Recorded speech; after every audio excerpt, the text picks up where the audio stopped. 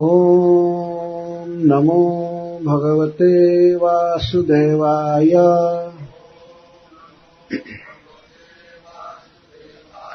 श्रीशुक उवाच कथितो वंशविस्तारो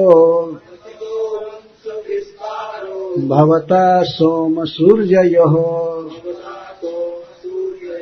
राज्ञां च भयवंश्यानां चरितं परमाद्भुतम्। राजोवाच, राजा परीक्षित ने कहा, कथितः कहा गया, वंश विस्तारः पुत्र पौत्र आदि वंश विस्तार, भवता आपके द्वारा, सोम सूर्ययोः सोम वंश और सूर्य वंश के, राज्ञां राजाओं का, च और उभय वंश्यानां दोनों वंशों के राजाओं का, चरितम चरित, परम अद्भुतम अति आश्चर्यमय।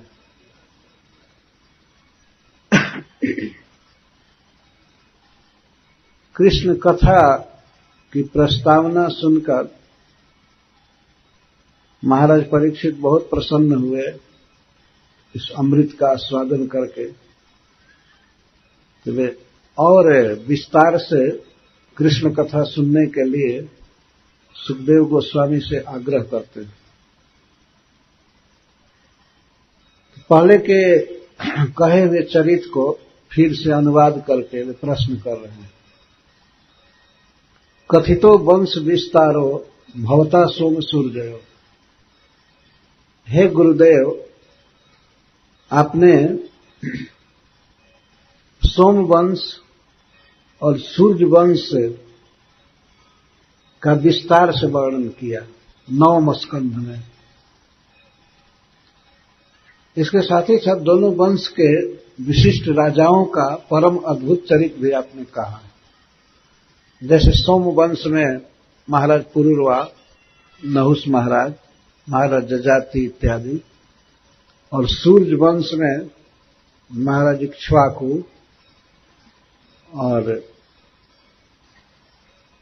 इंद्रवाह ककुत्स जिनको कहते हैं, और भी भगवान श्री राम आदि का चरित्र आपने कहा। राज्ञां च उभय वंश्यानां, उभय दोनों वंशों के राजाओं का परम अद्भुत चरित्र आपने सुनाया। और सोम वंश में, चंद्र वंश में उत्पन्न जदोश्च धर्मशीलस्य नितरां मनुष्योत्तम तत्रांशे नावतीर्णस्य विष्णु और वीर्याणि संसना। इसके साथ ही साथ आपने महाराज जदु के वंश का भी विस्तार से वर्णन किया। और जदुवंश में जन्मे हुए राजाओं का चरित्र भी आपने कहा। इस वंश में भगवान ने जन्म लिया, जो सर्वव्यापक हैं, सबको जन्म दिए हैं। ऐसे प्रभु इस जदुवंश में अवतार लिए और अपने अंशों के साथ या अपने अंश श्री बलराम जी के साथ अवतार लेकर के जो जो चरित्र किए, कृपया उसको आप कहिए हो। 9 स्कंध में कुछ ही श्लोकों में 24वें अध्याय में सुखदेव गोस्वामी ने भगवान कृष्ण के चरित्र का अति संक्षेप में वर्णन किया है। उसी चरित्र को सुनने की लालसा से महाराज परीक्षित प्रश्न कर रहे हैं। अवतीर्ज जदोर्वंशे भगवान भूत भावना कृतवान यानि विश्वात्मा तानि नो वद विस्तरात्। ये प्रश्न है। अवतीर्ज जदुर वंश से, जदु महाराज के वंश में अवतीर्ज अवतार लेकर के सर्वात्मा विश्वात्मा भूत भावन भगवान ने जो जो चरित किया उसको विस्तार से समझाइए। आपने थोड़े में कहा, मैं इसको विस्तार से सुनना चाहता हूं। अवतीर्ज जदुर वंश से भगवान भूत भावन कृतवान यानी विश्वात्मा तानी नोबद विस्तरा। न का अर्थ है अस्मभ्य, हम लोगों के प्रति, हम जो यहां बैठे हैं ये सभी आपसे श्री कृष्ण कथा सुनना चाहते हैं, अब विस्तार से वर्णन कीजिए। भगवान श्री कृष्ण के दो गुण यहां वे व्यक्त कर रहे हैं महाराज परीक्षित। एक तो भूत भावना और विश्वात्मा। भगवान श्रीहरि कृष्ण समस्त जीवों को जन्म दिए हैं। भूत का अर्थ होता है जीव और भावना का अर्थ होता है पालन करने वाले, जन्म देने वाले और जन्म दे करके उनको पोषने वाले।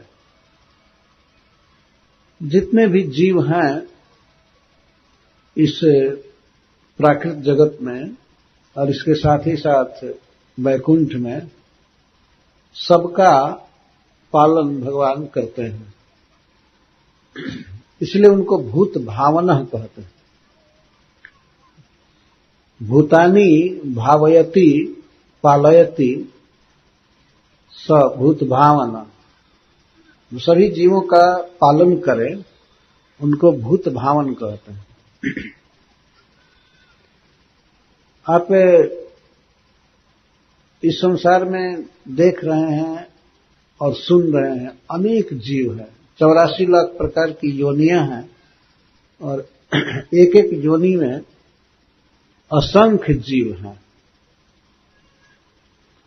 उनकी संख्या नहीं बताई जा सकती और सभी जीवों के आवास, भोजन, हवा, पानी, वस्त्र और जीवन की जो भी आवश्यकता है वो भगवान दे रहे हैं। कोई व्यक्ति अपना या दूसरे का पालन नहीं कर सकता है। जो अपना ही नहीं कर पाएगा तो दूसरे का क्या करेगा। इसको समझा जा सकता है कि जब व्यक्ति का जन्म होता है तो खाली हाथ आता है, मां के गर्भ से प्रकट होता है, जन्म लेता है, तो उसके पास कुछ भी नहीं होता है। क्या वो अपने साथ घर लेकर के जन्म लेता है? न घर रहता है, न कपड़ा रहता है, न जूता, न चश्मा, कुछ नहीं रहता है कि नहीं। खाली हाथ आते हैं, ऐसे नंग धड़ंग, कुछ भी नहीं रहता। पर इस संसार में आने पर बाहर उसको रहने को घर मिलता है, वस्त्र मिलता है, भोजन मिलता है, अनेक सवारियां मिलती हैं, सब कुछ।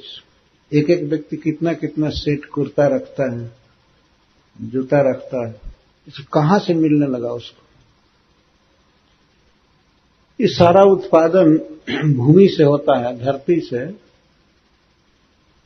भगवान की शक्ति जीव इसको रूपांतरित करते हैं, वो भी भगवान ही करते हैं।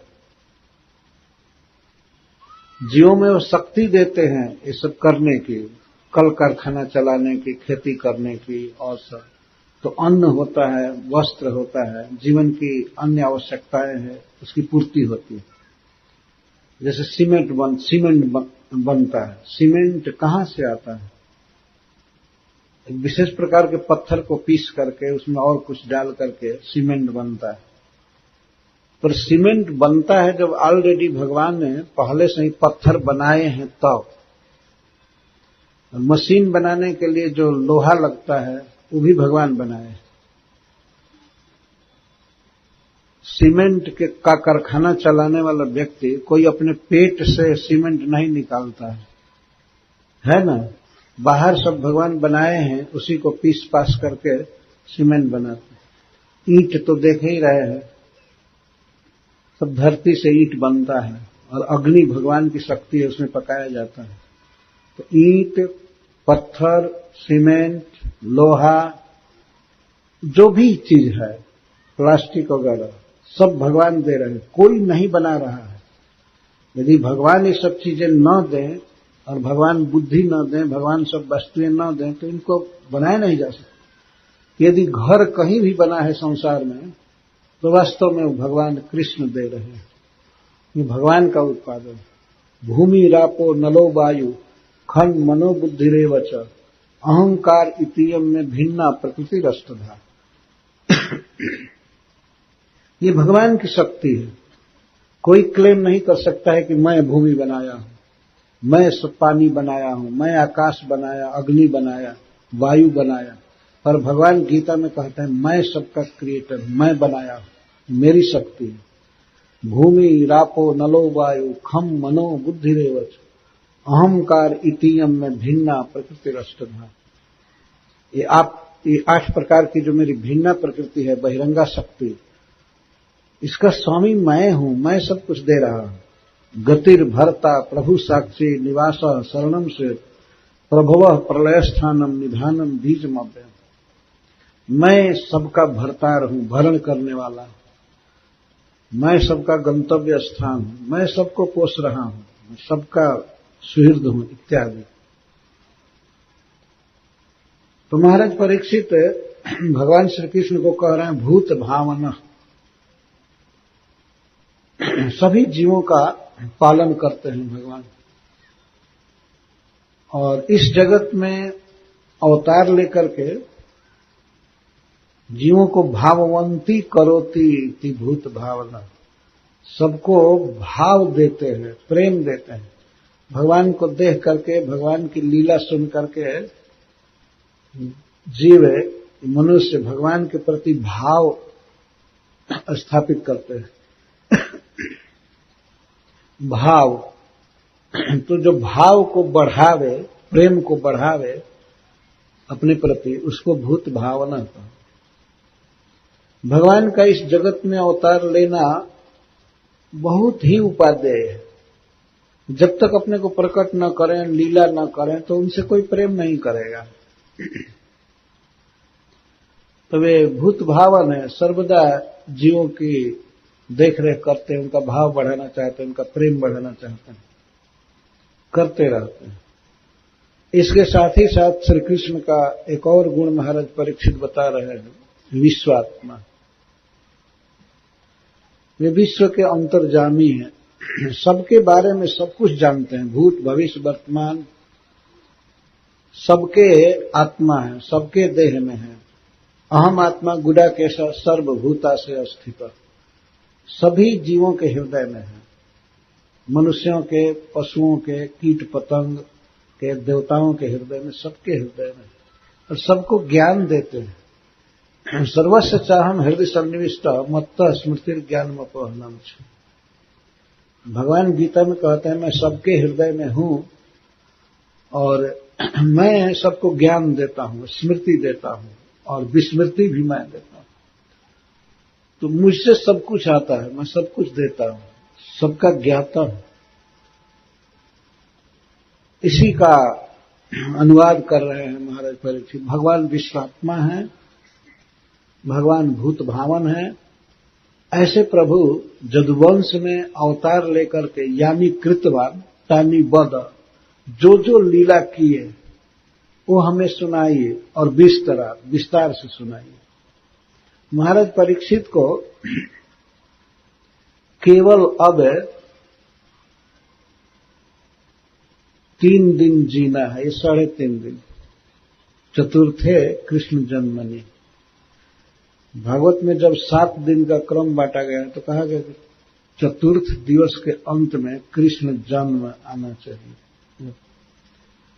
तृतीय अध्याय 10वां स्कंद।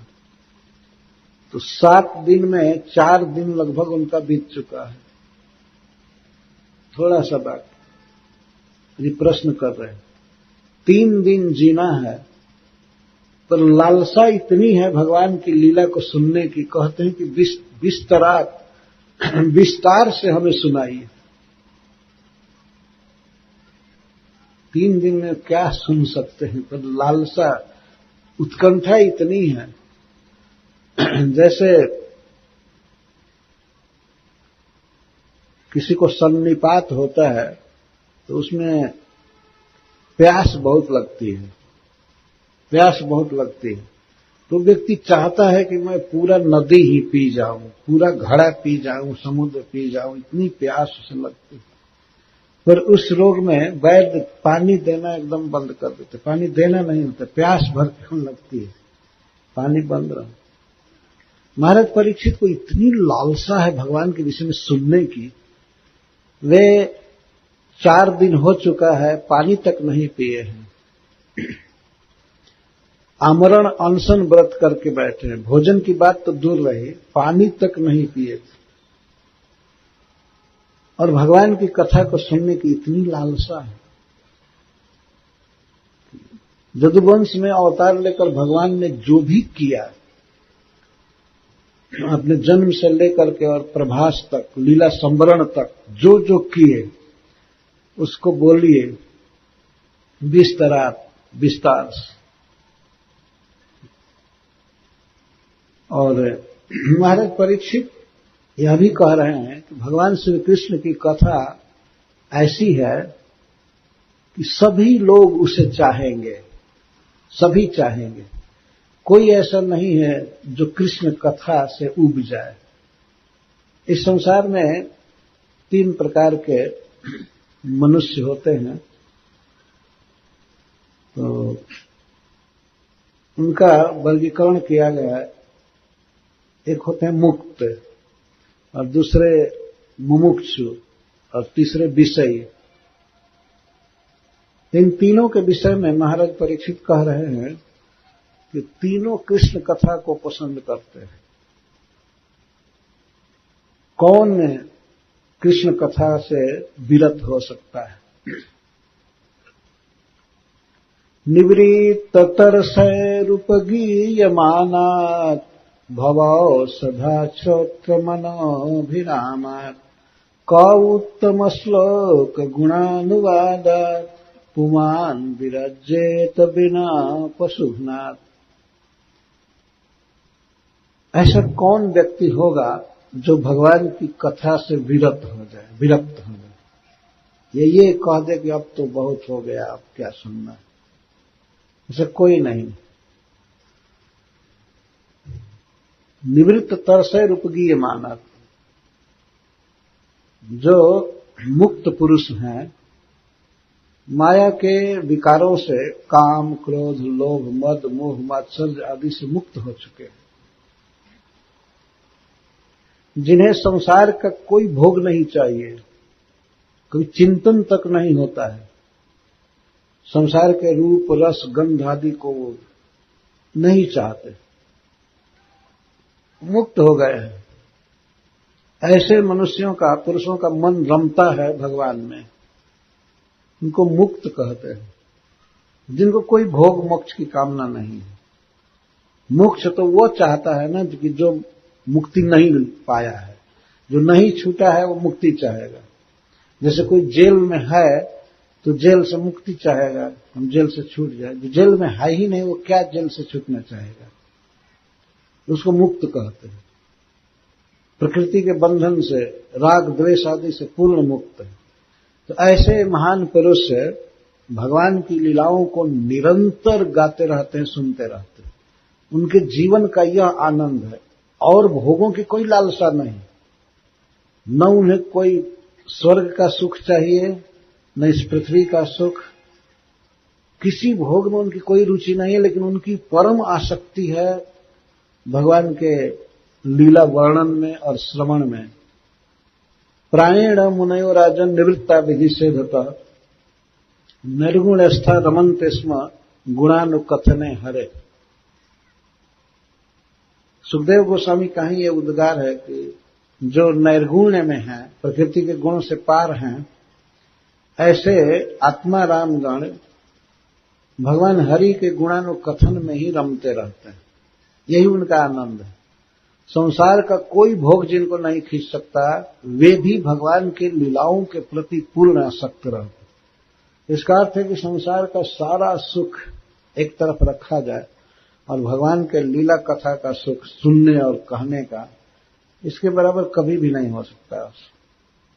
यहां तक कि मुक्ति का आनंद, ब्रह्मानंद भी इसके आगे बिल्कुल तुच्छ है। जो सुख हो तो गोपाल ही गाए, जो सुख है कृष्ण को गाने में, कृष्ण की लीला गाने में मिलता है, वो सुख कोई भी जप तप करने से नहीं होता है। कोटिक तीर्थ नहाए, सूर्यदास जी को, करोड़ों तीर्थों में स्नान कोई करे, जप करे, तप करे, कुछ करे, जो सुख गोपाल की लीला गाने में मिलता है कभी नहीं मिलता। एक पद है ऐसा बहुत विस्तार से, सबसे बड़ा सुख, सबसे बड़ा आनंद है भगवान की लीलाओं को गाने में और वर्णन सुनने में। रमनते गुणानुकथने हरे, हरि के गुणानुकथन में रमते रहते। तो महाराज परीक्षित कह रहे हैं कि जिनके जीवन में कोई तरस नहीं है, कोई तृष्णा नहीं है, प्यास नहीं है, ये है मुक्त पुरुष, जिनको और किसी चीज की तृषा नहीं, वासना नहीं, वे भगवान की लीलाओं के प्रति परम वासना रखते हैं। निवृत्त तरस है उपगीय माना, उपकार है अधिक्य न, उपगीय माना, निरंतर वर्णन करते रहते हैं, गाते रहते हैं, श्रवण करते रहते हैं। यही उनका आनंद है, यही उनका सुख है। कथयंत समाम नित्यम तुष्यंति च रमंति च, यही उनका सुख है और इसी में रमते हैं। स्वाभाविक काम उनके लिए यही है, भगवान की कथा में, कीर्तन में रहना, गान करना, श्रवण करना। तो इस संसार में 99% से भी ज्यादा ऐसे मनुष्य हैं जिनको तरस है, प्यास है, किसी चीज की वासना में पड़े हुए, हमको ये मिले, हमको ये मिले, ये मिले, ये मिले। उन वस्तुओं को पाने से उनको सुख नहीं हो सकता है, लेकिन मृग तृष्णा की तरह, जैसे मरुभूमि में सूरज की किरणों के कारण दिखाई पड़ता है कि आगे जल है, सरोवर है, तो मरुभूमि में तप्त बालुका में हरिणी जो दौड़ते हैं वो देखते हैं वहां जल है, वहां जल है, पर वहां जाते हैं तो वहां केवल बालू रहता है, जल नहीं रहता। तो वहां से वहां दौड़ते हैं, वहां से वहां दौड़ते हैं, वहां से दौड़ते हैं, और बिना पानी के प्यासे और तड़फड़ा करके मर जाते हैं। इसी तरह से आज का आदमी वो सोचता है बॉम्बे में सुख है, बॉम्बे वाला सोचता है दिल्ली में सुख है, दिल्ली वाला सोचता है अमेरिका में सुख है। मृग की तरफ दौड़ते हुए फिर मर जाते हैं, और मर करके नरक में या विविध जोनियों में जाते हैं। जीवन में जो अवसर मिला है कि भगवान का कीर्तन कर लो, जप कर लो, श्रवण करो, कथा करो, उसको आदमी नहीं कर पाता। जो रस का सरोवर है बहुत बड़ा सुख है, क्योंकि सत्पुरुषों का, महान पुरुषों का आचरण ही किसी सत्य में प्रमाण होता है। जब बड़े बड़े मुक्त पुरुष भगवान की लीला कथा में ही रहते हैं तो इसका अर्थ है कि यही जीवन का लक्ष्य है, इसी में वास्तव में सुख। नहीं तो वे लोग क्यों नहीं रमते, किसी स्त्री में रमते या किसी दूसरे गीत में रमते, संसार के रूप रस गंध आदि में रमते, बिल्कुल नहीं रमते। तो उनको कहते हैं निवृत्त तरस, जिनकी तृष्णा सदा के लिए निवृत्त हो चुकी है। उन लोगों के द्वारा भगवान श्री कृष्ण की लीलाएं निरंतर गाई जाती है। उपगीय मानक जो मुक्त है, तो मुक्त जो है वो तो भगवान कृष्ण के लीला रस को जानते ही हैं, उनके लिए परम रसायन है। और जो मुमुक्षु हैं उनके लिए यही उपाय है, यही औषधि है। मुमुक्षु का अर्थ है जो छूटना चाहते हैं, जो राग रोष या द्वेष, क्रोध, मद, मोह आदि दोषों से मुक्त होना चाहते हैं। संसार का भोग छूट नहीं पाया है पर छूटना चाहते हैं, जो मुक्त होना चाहें इन दोषों से, उनको मुमुक्षु कहते हैं। जैसे कोई व्यक्ति किसी रोग से विकल है, तो रोग के दुख से मुक्त होना चाहे तो उसके लिए कुछ उपाय होता है, कुछ औषधि होती है, वैद्य लोग उसे देते हैं। इस औषधि से आपका रोग चला जाएगा। जैसे मान लीजिए किसी को ज्वर है, तो कोई औषधि दी जाती है तो ज्वर शांत हो जाता है, तो फिर नॉर्मल कंडीशन में होता है। तो कुछ ऐसे साधक हैं, सिद्धों की तो बात कह दी गई, और कुछ ऐसे साधक हैं जो चाहते हैं कि उनका मन पूर्ण रूप से भगवान में लग जाए और भोगों की वासना आदि पूरी चली जाए। उनको मुमुक्षु कहते हैं। तो मुमुक्षुओं के लिए क्या उपाय है, क्या औषधि है? भवौषधात् निवृत्त तरसे रूपगीयमानात् भवौषधात् श्रोत्र मनोभिराम। भव की, जन्म मरण की, या जितने भी जीवन के दोष हैं, राग द्वेष मद अभिमान ईर्ष्या जो भी है, ये सब एक रोग की तरह है। इनकी दवा क्या है शांत करने की? भगवान का उत्तम श्लोक का कीर्तन, गुणानुवाद।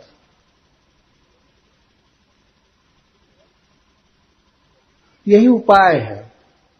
संसार में देखा जाता है कि कई लोग योगी होते हैं, साधक होते हैं, और अपने तरह से कुछ न कुछ उपाय करते रहते हैं कि हम मुक्त हो जाए, हम सुखी हो जाए, हमारा मन भगवान में लग जाए पूरा पूरा। उपाय करते हैं, लेकिन उपाय में वे उचित उपाय नहीं कर पाते। जैसे किसी स्टोर में अनेक प्रकार की दवाई रखी है और व्यक्ति को कोई एक विशेष रोग हुआ है, तो कोई भी दवा लेकर के खाना चालू करे, वो हालत आजकल के साधकों की है। कोई भी दवा, क्योंकि दवाई रखी हुई है, तो हो सकता है कि ज्वर बढ़ाने वाला दवा भी खा ले।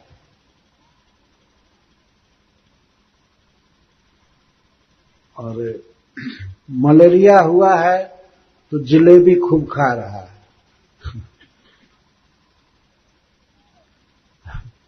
मैंने एक गीत सुना था भोजपुरी में,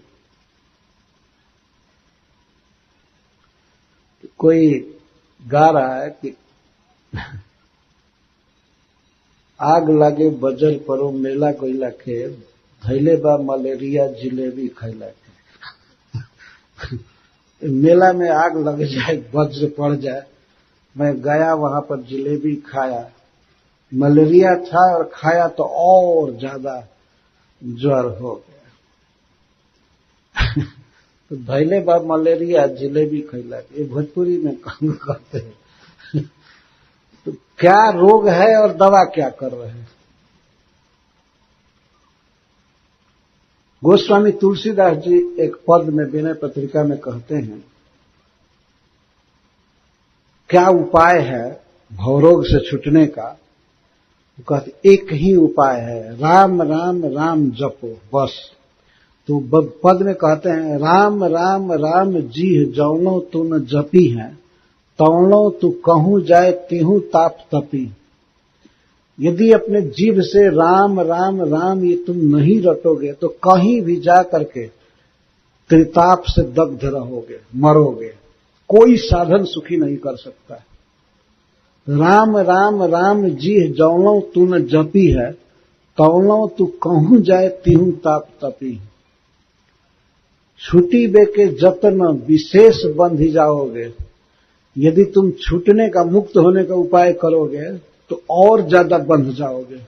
राम राम रटने के अलावा, भगवान का नाम जपने के अलावा तुमने कोई उपाय किया, का गुणानुवाद के अलावा कोई उपाय किया, तो उपाय ही और तुमको बांध देगा। छुटी वे के जतन विशेष बंधी जाओगे, हुई विष भोजन जो सुधा सानी खाओगे। और तुम कोई भोजन करोगे जिसमें अमृत से सिक्त करके, डाल करके, तो वो हलाहल जहर हो जाएगा राम नाम के बिना। छुटीवे के जतन विशेष बंधी जाओगे, हुई विष भोजन जो सुधा सानी खाओगे। अपने समय से तुम सुधा खा रहे हो, अमृत पी रहे हो, लेकिन वो हलाहल जहर का काम करेगा। भगवान का नाम ही एक उपाय है, भगवान का गुण कीर्तन उपाय है, जिससे व्यक्ति संसार के दोषों से मुक्त हो सकता है, नहीं तो और बंध जाएगा। ये देखा जा रहा है संसार में जोगियों की, साधकों की कमी नहीं है। बहुत लोग सोचते हैं हम ये कर रहे हैं, कर रहे हैं, ध्यान कर रहे हैं, हम ये कर रहे हैं, वो कर रहे हैं, लेकिन विशेष बंधे हैं। और सामान्य जनता की अपेक्षा जो कोई साधन नहीं करते उससे ज्यादा बंधे हुए हैं। विशेष बंधी जाओगे, हुए विष भोजन जो सुधा सा नहीं खाओगे। सूरत सरी तीर बिन नीर दुख पाई है, सूरत तरु तरे तो ही दारिद्र सताई है। गंगा जी के किनारे जिसका पानी बिल्कुल निर्मल है, ऐसे गंगा के किनारे पानी के बिना मर जाओगे अगर राम राम नहीं रखते हो। सूरत सरी तीर बिन नीर दुख पाई है, और सूरत तरु तरे तो ही दारिद्र सताई है।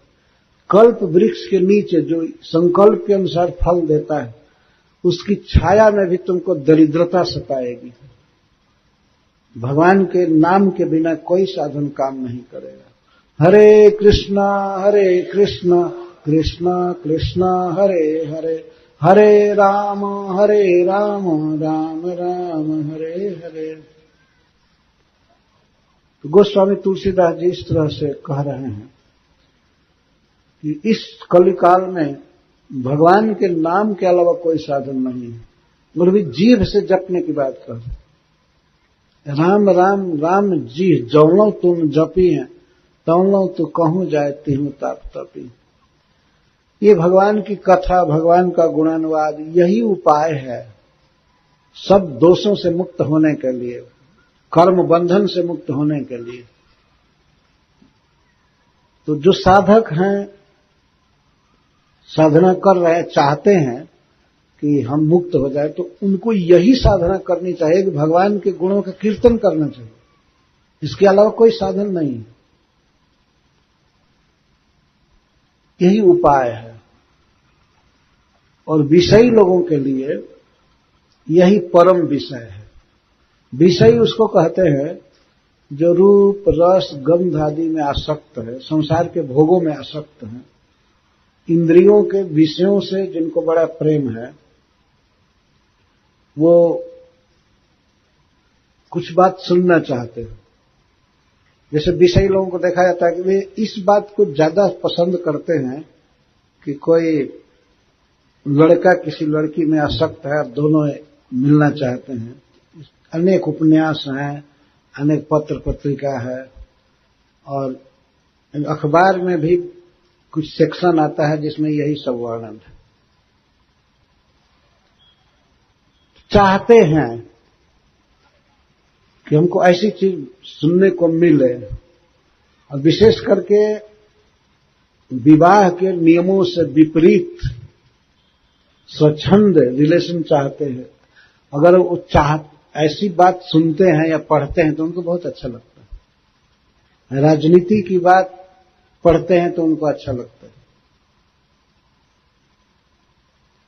कहीं बैठे हैं गांव में और चर्चा दिल्ली की करते रहते हैं, लगता है कि यही संसद में बैठे हैं, ये हो रहा है, वो हो रहा है, वो हो रहा है। अरे अपनी पोजीशन तो देखो क्या हो।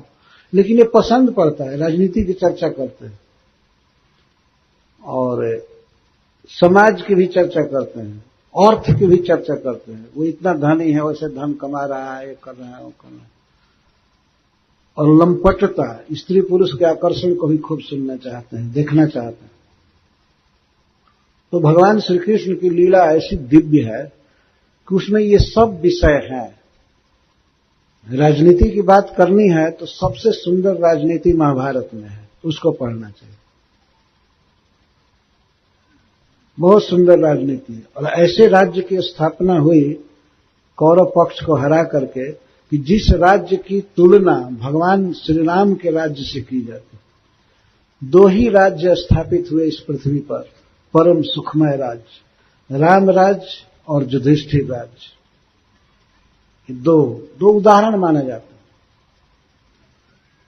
तो भारतवर्ष में कई लोग चाहते हैं कि राम राज्य आ जाए, चाहते हैं, प्रयास करते हैं राम राज्य आ जाए, लेकिन वो मूर्खता के कारण ये चाहते हैं कि राम के बिना राम राज्य आवे, राम राज्य माइनस राम। ये कैसे होगा? राम के बिना रामराज कैसे हो सकता है? राम को लाया जाए, रामराज अपने आप आ जाएगा। तो लाएंगे रावण को और चाहेंगे कि राम राज आ जाए, ये कैसे हो सकता है? रावण जो सबसे बड़ा गुंडा था, दूषित कर्म करने वाला, सीता का हरण किया था, चाहते हैं ऐसा व्यक्ति आवे, राम राज होना चाहिए, राम राज होना चाहिए। राम राज लाने के लिए राम को लाना होगा। अपने जीवन में, अपने हृदय में, अपने वाणी पर सब जगह राम होना चाहिए। भगवान राम का मंदिर होना चाहिए सब जगह। राम आएंगे तो अपने आप राम राज आ जाएगा। तो भगवान राम के राज्य की तरह महाराज युधिष्ठिर का राज्य था। वास्तव में राज्य वो कृष्ण राज्य था, लेकिन भगवान यदुवंश में जन्म लिए थे तो महाराज जजाति ने शाप दे दिया था यदु महाराज को कि तुम राजा नहीं हो सकते। इसलिए भगवान सिंहासन नहीं स्वीकार कर रहे। यहां तक कि कंस का वध किए तो उन्होंने उग्रसेन जी को राजा बनाया, स्वयं नहीं राजा बनाया। उनके सामने हाथ जोड़कर खड़े रहते थे कि हे देव कुछ आज्ञा दीजिए, मैं आपकी क्या सेवा करूं। उद्धव जी विदुर जी से बात करके कहते हैं कि भगवान जब हाथ जोड़ करके उग्रसेन जी से कहते थे कि मैं आपकी क्या सेवा करूं, उस दृश्य का स्मरण करके हमारे जैसे सेवकों को बहुत ग्लानि होती है। हम जिनके सेवक हैं, ब्रह्मा जी शिव जी जिनके सेवक हैं, वे प्रभु उग्रसेन जी के सामने खड़े होते हैं। इसलिए उन्होंने राज्य नहीं लिया, परंतु उन्होंने युधिष्ठिर को राजा बनाया हस्तिनापुर। तो महाराज युधिष्ठिर का राज्य बहुत सुखमय राज्य था। इसका वर्णन प्रथम स्कंद भागवत में किया गया है। नाधयो व्याधय कश्चित्, किसी को कोई मानसिक चिंता कभी नहीं हुई, टेंशन कभी नहीं हुआ, और शरीर में कोई रोग नहीं हुआ किसी को भी। ये सुध गोस्वामी वर्णन करते हैं। और सभी अपने धर्म में थे। जैसे रामचरितमानस में वर्णन है कि सभी अपने धर्म में रहते थे। एक पद पिबत सब सुंदर सब बिरुज शरीरा। ये पाइए याद नहीं हमको सब। हाँ, सब सुंदर सब बिरुज शरीरा। सभी सुंदर थे, सभी बिना रोग के शरीर। और यहां तक कि प्रकृति इतना सुंदर व्यवस्था करती थी कि मांगे बारिद देहि जल रामचंद्र के राज। अपनी इच्छा के अनुसार, किसानों की इच्छा के अनुसार जलद मेघ बरसाते थे। एक बार एक व्यक्ति ने हमसे पूछा कि अलग अलग किसान जो चाहते थे तो उनके खेत में पानी बरसता था। नहीं, यह बात नहीं है। एक समवेत देख लेते थे कि इस समय पानी की जरूरत है तो होता था पानी, नहीं जरूरत है तो नहीं। जैसे इस समय फसल की कटनी हो रही है तो कोई पानी की जरूरत नहीं, पर गेहूं आदि के लिए जरूरत होती है तो उसके अनुसार वो दे देते थे बादल।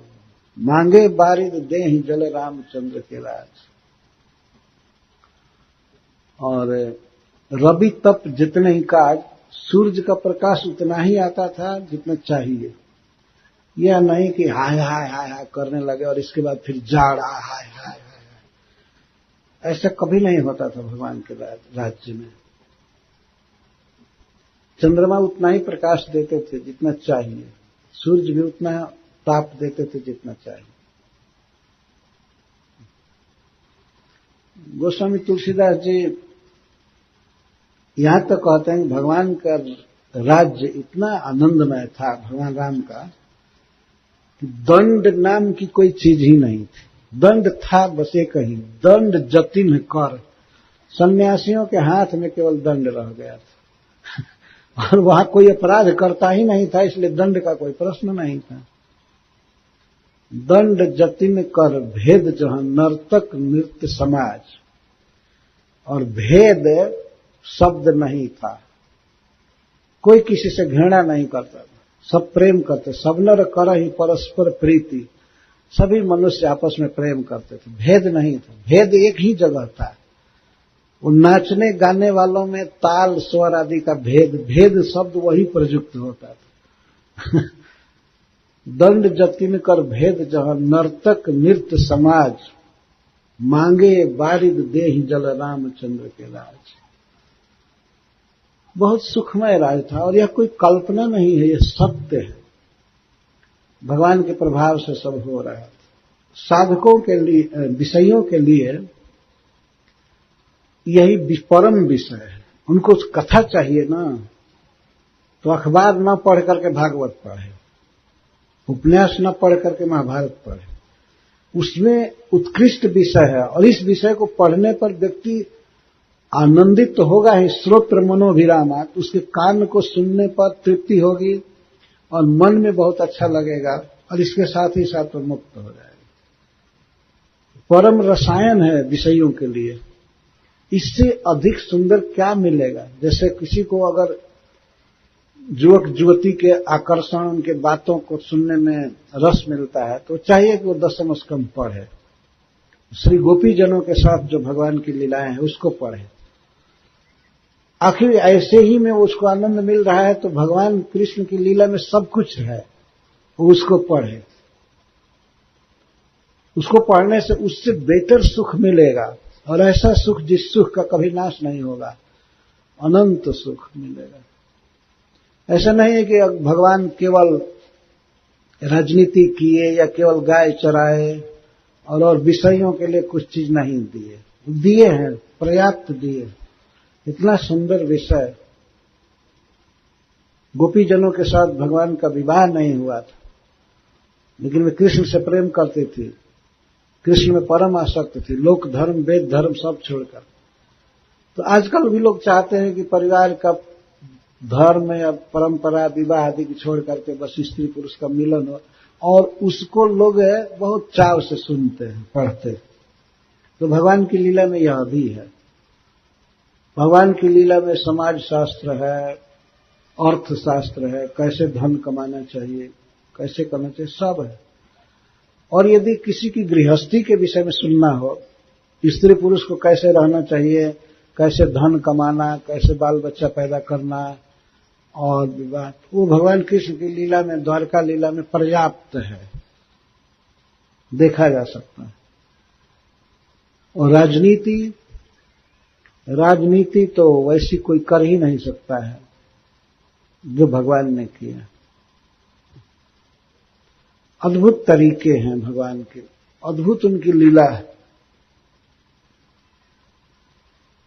वे महाराज युधिष्ठिर को राजा बनाए, बना ही दिए।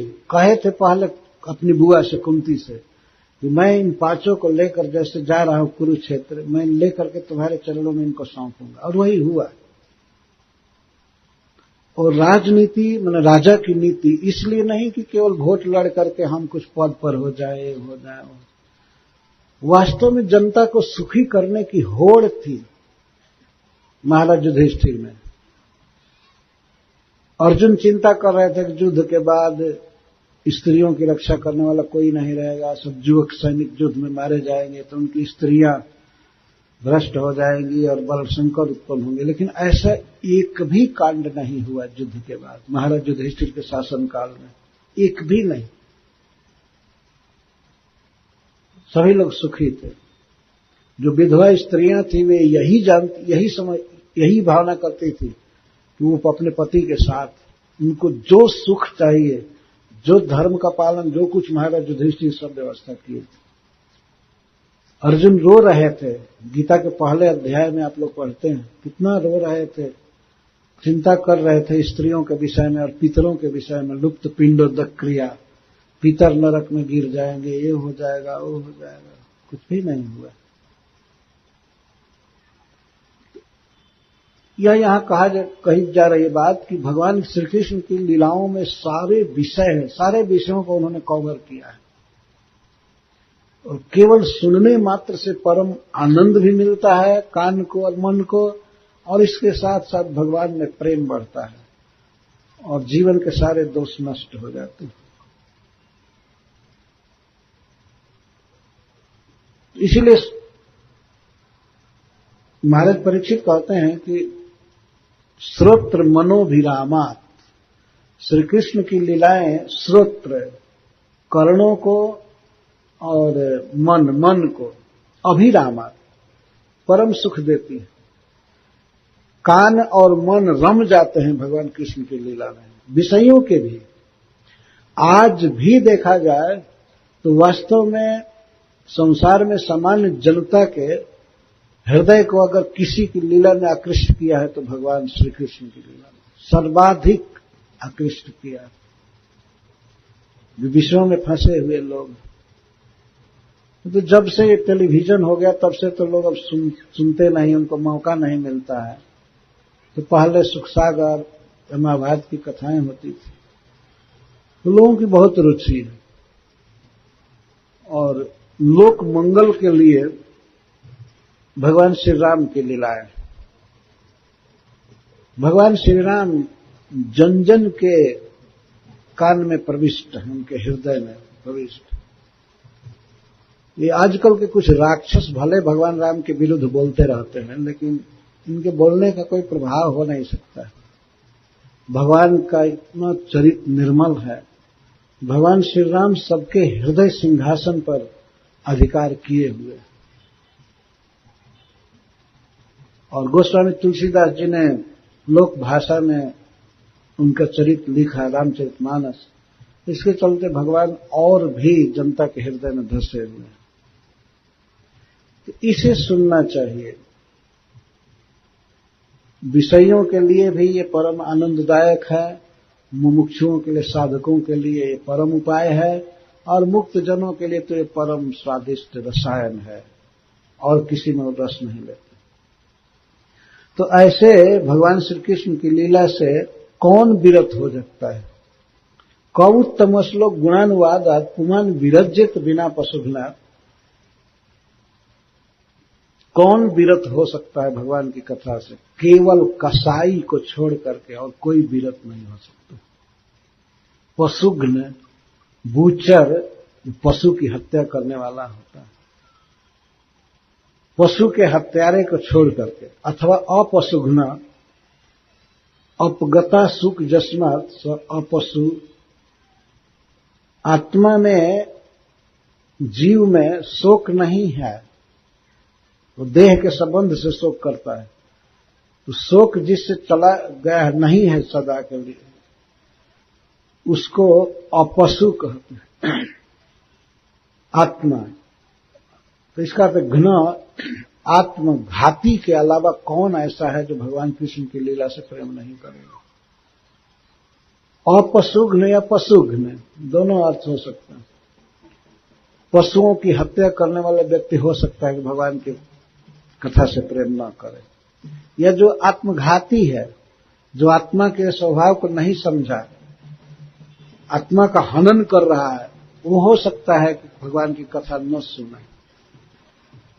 तो जो भगवान की कथा को नहीं सुनते हैं, नहीं गाते हैं, वे अपनी हत्या कर रहे हैं, जीवन को सदा से दुख में रखेंगे, आगे भी अधोगति में जाएंगे। जीवन में सुख के लिए, आत्मा के वास्तविक हित के लिए कृष्ण कथा ही उपाय है। तो महाराज परीक्षित कह रहे हैं, कौन ऐसा है जो भगवान की कथा से विरत हो जाए? केवल आत्मघाती या बूचर को छोड़ करके और कोई भी विमुख नहीं हो सकता है। सबके लिए कृष्ण कथा परम उपादेय है। इसके बाद महाराज परीक्षित कहते हैं, अब अपने परिवार के साथ, अपने दादा के साथ भगवान का जो संबंध था महाराज युधिष्ठिर, भीमसेन, अर्जुन आदि के प्रति, उसकी याद कर रहे हैं। भगवान हमारे कुल के सर्वस्व हैं, इष्ट हैं। उनकी कथा तो मेरे लिए अवश्य ही श्रवणीय है। पिता महा में समरे, क्या है?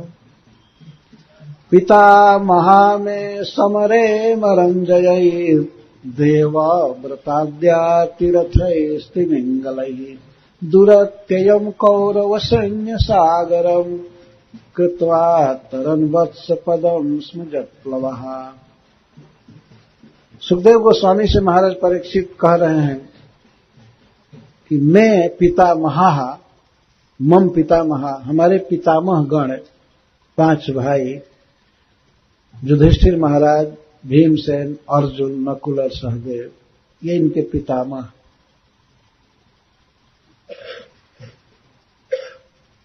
परीक्षित महाराज पिता हैं अभिमन्यु, और अभिमन्यु के पिता अर्जुन हुए, तो अर्जुन के संबंध से युधिष्ठिर और सब 4 भाई पितामह। पितामह में समरे मरंजय, हमारे पितामह एक भयावह विश्व युद्ध में पड़ गए थे। कुरुक्षेत्र का युद्ध हुआ, बहुत भयंकर युद्ध था, लेकिन भगवान कृष्ण को ही अपनी नौका बना करके, अर्थात उनके शरण में रह करके हमारे पितामह उस महायुद्ध को वैसे पार कर गए जैसे कोई रास्ता चलने वाला व्यक्ति गाय के बछड़े के खूर में इकट्ठे जल को पार कर गए। गोवत्स पदम। हम लोग बरसात के दिन में चलते हैं तो गाय के बच्चे का खूर गड़ता है जमीन में, उसमें कभी कभी वर्षा होने पर थोड़ा पानी जम जाता है। कभी कभी मान लीजिए पानी हो 50 ग्राम या 25 ग्राम पानी लगा है, तो चलते समय हम लोग विचार भी नहीं करते हैं कि इतना गड्ढा लांघ गया है। क्या उस गड्ढे को लांघने में कोई अब प्रयास करना पड़ेगा, कोई ब्रिज बनाना पड़ेगा, कैसे लांघे। एक तरफ युद्ध की भयानकता का वर्णन कर रहे हैं महाराज परीक्षित। पितामह में समरे, हमारे पितामह गण समर में अमरन जैर देवव्रतादा तीर्थस्तिमिंगल। वो समर क्या था, वो एक महाजलधि के समान था, समुद्र के समान, और उसमें अमरन जय, देवताओं को भी जीतने वाले, देवताओं को भी वश में करने वाले, और इच्छा मृत्यु, भीष्म, पितामह आदि महारथी, अतिरथी, बड़े बड़े तिमिंगल मत्स्य की तरह भय उत्पन्न कर रहे थे। बड़े समुद्र में बड़े बड़े मत्स्य रहते हैं, तो उसमें एक तिमिंगल है। तिमी 10 योजन का होता है मत्स्य, 10 योजन का मत्स्य होता है। हमने देखा है कुछ बड़े बड़े जलचरों को, जल के हाथी को हमने देखा है अफ्रीका में। वो कभी तट पर आते थे और तैरते थे, तो कहे कि मैं पूछा कि इतना बड़ा ये कौन जीव है, तो जल का हाथी है। अंग्रेजी में कुछ दूसरा नाम है, हिंदी में उसको जल का हाथी कहते हैं। बहुत बड़े बड़े शरीर वाले जीव जल में रहते हैं। तो तिमी कहते हैं जो 10,000 योजन लंबा होता है, और उसी अनुपात में मोटा होता है। 10,000 नहीं, 10,000 नहीं, 10 योजन, तो 1 योजन 4 कोस का होते हैं, 40 कोस, 80 माइल का जीव होता है, उसको तिमी कहते हैं। और तिमी को भी तिमीमपि गिलती कंठे करोती स तिमिंगल, तिमी को भी अपने गले में जो ले ले उसको तिमिंगल कहते हैं। बताइए, 80 माइल मत्स्य को कोई खा जाए उसको तिमिंगल कहते हैं। वो कितना बड़ा होगा। वो ऐसे बताया गया है कि वो 100 योजन का होता है मत्स्य। भीष्म पितामह, कर्ण, कृपाचार्य, अश्वत्थामा, विकर्ण, ये सब तिमिंगल की तरह थे उस समर महासागर में, जिससे पार पाना तो कठिन था, असंभव था वास्तव में। पड़ते ही ये खा जाने वाले थे। युद्ध चालू हुआ कि ये मार देने वाले थे, ये अर्थ। इतना भयावह युद्ध हुआ, लेकिन ऐसे महासमर को हमारे पितामह वैसे पार कर गए, भगवान को नौका बनाकर उनकी कृपा से, जैसे कोई रास्ता चलने वाला गोवत्स को पार कर जाता है। इन्हें कोई प्रयास नहीं करना पड़ा। उस विकट समर जो युद्ध महासागर में, इनको तैरने नहीं पड़ा, परिश्रम नहीं करना पड़ा, आसानी से जीत गए। एक कविता में श्रीपाद शंकराचार्य ने इसको लिखा है कि उसको तो रण नदी कहते हैं। कौरवों की सेना या वो युद्ध, वो सेना क्या थी, एक भयावह बरसात में उमड़ी हुई नदी के समान थी। और पहाड़ी नदी बहुत विस्तार से, जैसे ब्रह्मपुत्र नदी है, इतनी भयावह, उसकी धारा बहुत जोर से गिरती है और बहुत तेज जाती है। उसमें कोई पड़ जाए, नौका लेकर, नौका के साथ ही उसका पता नहीं चलेगा कहाँ गया, किसी पहाड़ से गिर करके, और कंदरा में कहाँ कहाँ ऐसे। तो श्रीपाद शंकराचार्य वर्णन करते हैं, भीष्म द्रोण तथा तटा, भीष्म द्रोण तटा जयद्रथ जला, गांधार नीलोपला। कौरवों की जो सेना रूपी नदी थी, वो रण नदी, युद्ध नदी, उसके दोनों तट कौन थे? भीष्म पितामह और द्रोणाचार्य।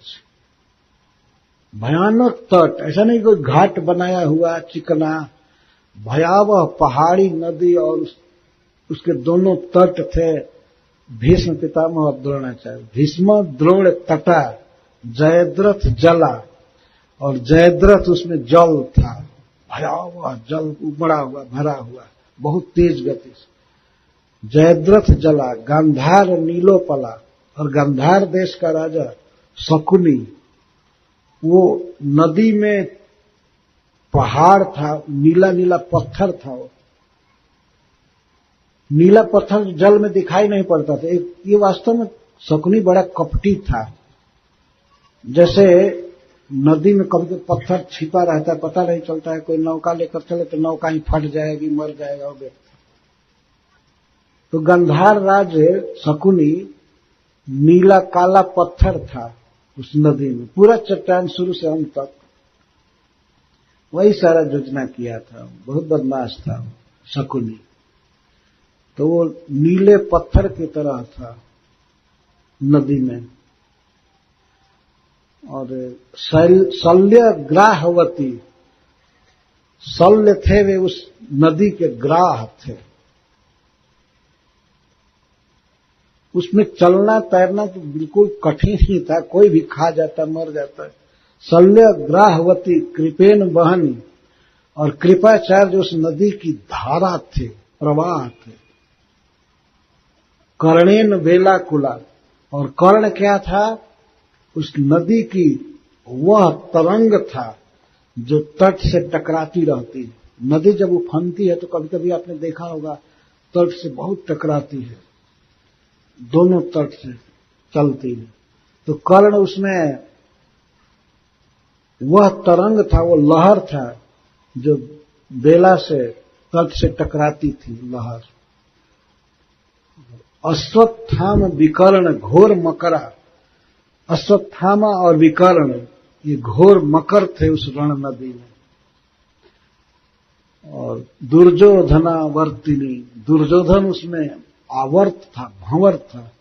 उस नदी में भंवर बहुत बड़ी बड़ी थी। दुर्योधनावर्तिनी, उस रण नदी में दुर्योधन भंवर का काम कर रहा था। सो तीर्णा खलु पांडव रण नदी कैवर्त कह केशव, पर उस नदी को पांडव पार कर गए, रण नदी को, क्योंकि नाविक केशव थे। कैवर्त कह केशव, केशव थे, भगवान उस रण नदी में नौका खे रहे थे। नौका खे रहे थे मतलब इनके आश्रय थे पांडवों के। तब तो नील पत्थर से, भंवर से, सबसे बचा उचा करके पार कर गए। सा उत्तीर्णा रण नदी, वह युद्ध की नदी पार कर ली गई पांडवई, क्योंकि कैवर्त कह केशव, क्योंकि मल्लाह भगवान कृष्ण थे, उसको पार कर गए। पर महाराज परीक्षित तो इससे भी और बात कह रहे हैं कि वो तो महासमर था, भयंकर तिमिंगल से भरा हुआ, भयंकर जल जीवों से भरा हुआ, भीष्म पितामह आदि का नाम लेते, उनकी इच्छा मृत्यु थी। एक दिन में 10,000 महारथी को मारते थे, युद्ध करते थे।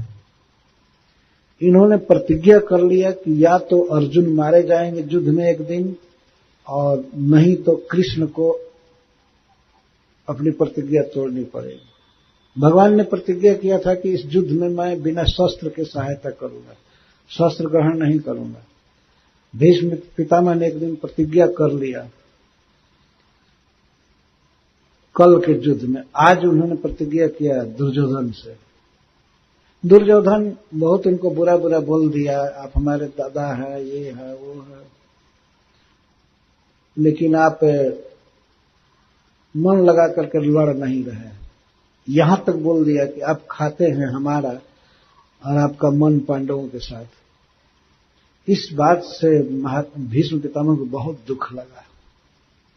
राज्य उनका था, उन्होंने विवाह नहीं किया, राज नहीं लिया, शंतनु महाराज के उत्तराधिकारी थे, अपने भाई को राज्य दिए, स्वेच्छा से राज त्याग दिए थे। परंतु जैसे भी हो रहते थे राजघराने में, तो राजा के पद पर था, वो पाल रहा था, वेतन दे रहा था, तो बोल दिया कि आप हमारा खाते हैं और गुण गाते हैं अर्जुन का। इसी पर दुख लग गया। तो भगवान को तो जानते थे, भगवान किसी भी स्थिति में अर्जुन को तो मरने नहीं देंगे। तो उन्होंने प्रतिज्ञा किया, वे भगवान के परम भक्त थे, कहे ठीक है कल मैं युद्ध करूंगा, कल अर्जुन का मरण होगा। नहीं, वो दुर्योधन प्रार्थना कर रहा था कि आप अर्जुन के साथ ढीला लड़ रहे हैं, आप उसको मारिए, हमारी आप में समर्थ है। तो भीष्म पितामह ने कह दिया, भगवान कृष्ण जिसके रक्षक है उसको कोई नहीं मार सकता है, मैं किस गली में, कोई नहीं मार सकता। मैं ये काम कर सकता हूं कि भगवान को बदनाम कर सकता। तो वो खुश हो गया दुर्योधन। तो ठीक है, कृष्ण से मैं शस्त्र ग्रहण करा करके रहूंगा। तो कहा यह भी बहुत बड़ी बात है, अगर कृष्ण की बदनामी हो सारी दुनिया में कि ऐसा अधम क्षत्रिय है कि प्रतिज्ञा किया कि शस्त्र नहीं उठाऊंगा और उसने उठा लिया, तो ठीक है ठीक है। उन्होंने प्रतिज्ञा की, आज जो हरि न शस्त्र गहाऊं, तौ लाजो गंगा जननी को शांतनु सुत न कहाऊं। यदि मैं कृष्ण को आज शस्त्र नहीं ग्रहण करा सका तो मैं अपने माता की लज्जा को खत्म, मतलब धिक्कार होगा कि मैं माता गंगा का पुत्र हूं और हमारे पिता शांतनु जी हैं, ये कहने में भी मुझे शर्म लगेगी। चंदन भंज महार धनु भंज, मैं कल रथ तोड़ दूंगा बाणों से, अगर कृष्ण शस्त्र नहीं उठाए। अर्जुन का रथ तोड़ दूंगा, उनका महाधनुष गांडीव नष्ट कर दूंगा, ये करूंगा वो करूंगा, कहने लगे। और सारा कुरुक्षेत्र केवल खून से लथपथ हो जाए, कल हमको देखेंगे मैं किस तरह से युद्ध कर रहा हूं। और वास्तव में उन्होंने भयानक युद्ध किया। अर्जुन ने 18 दिन के युद्ध में बिल्कुल आहत नहीं हुए, किसी का बाण कभी नहीं लगा, भीष्म पितामह का भी बाण नहीं लगा उन पर, क्योंकि भगवान थे। लेकिन इतनी फुर्ती से भीष्म पितामह बाण चला रहे थे कि अर्जुन तर्कस से बाण निकालते थे, संधान करते थे, छोड़ते थे। ये करने में उनको पसीना आ गया। पसीना, भगवान चाहते थे कि अर्जुन की दशा करूं, हमको शस्त्र उठाने का मौका मिले। तो अर्जुन का बाण थोड़ा सा धीमा आया, क्योंकि वो बाएं हाथ से नहीं दाहिने हाथ से अपना पसीना पोंछे। थोड़ा बाण जाने में थोड़ा सा देर हुआ तो भगवान ऐसे देखिए कहीं, अरे ये तो तुमको मार ही डालेंगे, कूद गए रथ से। अर्जुन इसका मतलब थक गए, पसीना पोंछे, तो भगवान कूद गए रथ से और एक टूटे हुए रथ का चक्का लेकर के पहिया और भीष्म पितामह को मारने चले।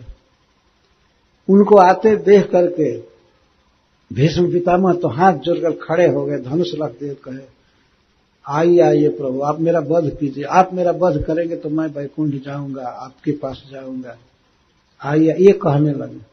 लेकिन जब ही कृष्ण कूदे रथ से, तब ही अर्जुन उनको पकड़ने के लिए चले, उनको पकड़ लिए, कमर पकड़ लिए, और तब भी भगवान उनको ठठेरते हुए चले जा रहे थे। तो कहते नहीं नहीं नहीं, मैं इनको मारूंगा। अरे तुम युद्ध में इतना कमजोर हो रहे हो। अर्जुन कहते नहीं नहीं, अरे आपका अपजस होगा, आप शस्त्र उठा लिए, रुकिए रुकिए रुकिए। अर्जुन को कृष्ण की चिंता थी, इनकी अपकीर्ति न हो, और भगवान को अर्जुन की चिंता है। तो इस तरह से भगवान ने अस्त्र उठा लिया था। ऐसी अनेक घटनाएं हैं। उस रण नदी में भीष्म पितामह आदि तिमिंगल थे, लेकिन जटप्लवाह, जिनको नौका बना करके हमारे पितामह वत्स पदम, जटप्लवाह नौका बना करके वत्स पदम कृत्वा अतरव, उस महायुद्ध समुद्र को, महासागर के वे लोग बछड़े के खुर का गड्ढा बना करके पार हो गए। वत्स पदम कृत्वा अतरव, पार हो गए। उसी घटना की महाराज परीक्षित अपने जीवन के शेष में याद कर रहे हैं। भगवान हमारे पितामहों से कितना प्रेम किए, अर्जुन से विशेष करके। अर्जुन के सामने, युधिष्ठिर के सामने सारी दुनिया को झुका दिए। सारे राजा राजसूय जग में आया करके प्रणाम किए थे, भेंट दिए थे महाराज युधिष्ठिर। उसी युद्ध के यज्ञ के उपक्रम में जरासंध मारा गया था। तो ये भगवान का स्नेह था पांडवों के प्रति। प्रथम स्कंद में महाराज परीक्षित सुखदेव गोस्वामी से कहे हैं कि आपको भगवान कृष्ण ने भेजा है इस स्थान पर। आप श्रीमद् भागवत के अध्येता हैं, हमको कृष्ण कथा सुनाने के लिए कृष्ण ने आपको भेजा है, मैं ऐसा मानता हूं। तो आज भी वही बात कह रहे हैं कि हमारे पूर्वजों से, पितामहों से भगवान बहुत स्नेह करते थे, वे हमसे भी करते हैं। और इतना कहकर के कहते हैं, हमारे पितामहों से तो श्री कृष्ण प्रेम करते ही थे, हमारे साथ तो हमारा जो इस सामने शरीर है आपके, ये कृष्ण के द्वारा रक्षित हुआ है, कृष्ण इसको बचाए हैं। द्रोण्यस्त्र विप्लुष्टमिदं मदंगम संतान बीजम कुरु पांडवानाम जुगोपकुक्षिम गतयात चक्रो मातुश्च में यह शरणं गतायः। द्रोण्यस्त्र विप्लुष्टमिदं मदंगम, द्रोण पुत्र अश्वत्थामा के ब्रह्मास्त्र से मेरा यह शरीर बिल्कुल झुलस जल गया था। महाभारत में वास्तव में लिखा गया है कि युधिष्ठिर की, परीक्षित की मृत्यु हो गई थी गर्भ में। और ये भी वैशंपायन जी कहते हैं कि वो परीक्षित का मरा हुआ शरीर जला हुआ बिल्कुल ब्रह्मास्त्र से, वो गर्भ के बाहर पड़ा था, लेकिन भगवान ने उसको जीवित किया। पर श्री परीक्षित महाराज कहते हैं, द्रोण्यस्त्र विप्लुष्टमिदं मदंगम, मदंगम मेरा अंग, मेरा शरीर अश्वत्थामा के ब्रह्मास्त्र से बिल्कुल नष्ट हो गया था, विप्लुष्ट, मर गया था। इसका अर्थ यह है कि यदि भगवान नहीं बचाए होते मेरे मां के गर्भ में जा करके, तो मैं मर ही चुका था। कोई ऐसी स्थिति थी, मान लीजिए कोई कार्य हुआ है, नहीं है, लेकिन वो ये कहा जाता है कि हो गया था। जैसे मान लीजिए कोई व्यक्ति किसी महारोग से बहुत सफर कर रहा है, दुख भोग रहा है, और सारे डॉक्टर जवाब दे चुके कि ये नहीं बचेगा, और कोई भी